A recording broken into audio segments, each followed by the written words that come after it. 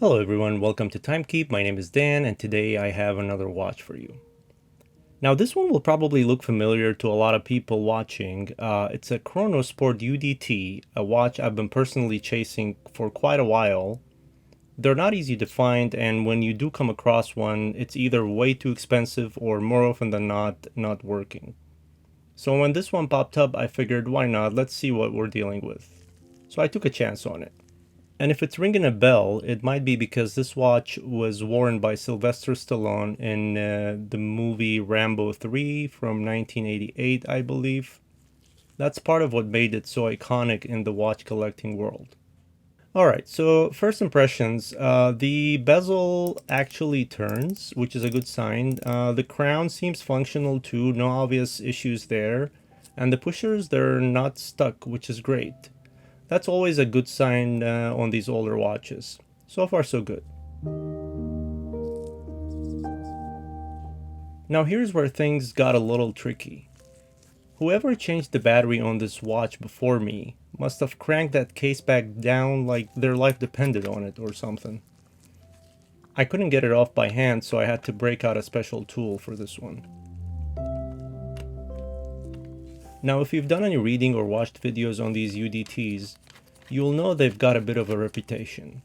A lot of people seem to have the same issue, something about digital display not holding up over time. Fingers crossed we get lucky with this one, but we'll see.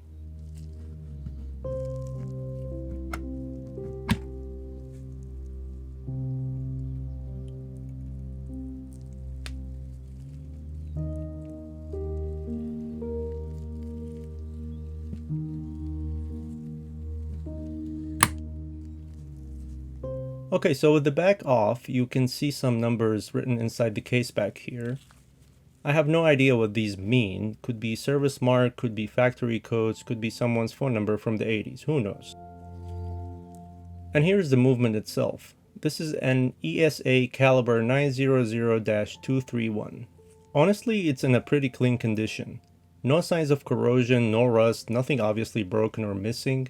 That's always nice to see, especially on a watch this old. Alright, let's pop a fresh battery in and see what happens.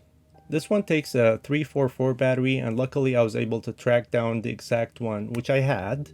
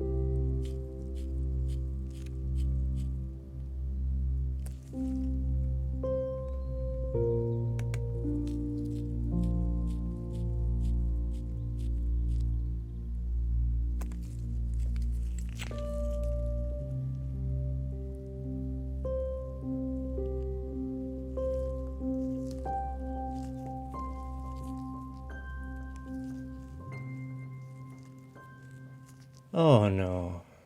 I guess I wasn't lucky after all. Same issue as a lot of people have reported. The digital display is just flickering, is just changing between different mods. I have no idea what's going on. And I can hear the watch ticking, but the hands are not moving. I actually kept an eye on it for a while, but nothing. I'm kind of disappointed, but hey, that's the reality of vintage watches. You win some and you lose some. At this point, I'm not gonna mess with it too much. I'll just clean it up a little bit and explore my options for getting it repaired. There's actually a great company in Australia called Rousar, I believe, that specializes in these. I've heard nothing but good things about them, so I'll probably send it their way. Once it's back, I'll definitely make another video and show you guys how it turned out. I mean, I could try sourcing another movement of eBay, but with these, I'd rather have it done right.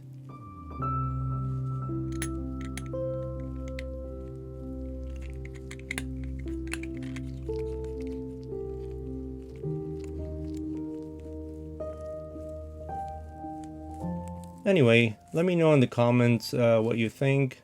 Why do you think these watches didn't last the test of time? Was it the technology, build quality, or just bad luck? I'd love to hear your theories. And if you haven't already, hit that subscribe button and follow me on Instagram over at the_time_keep. And I will keep you posted when the watch comes back from repair. And of course, I've got plenty more projects coming up. So don't forget to subscribe, and thank you for watching, and I'll see you in the next one.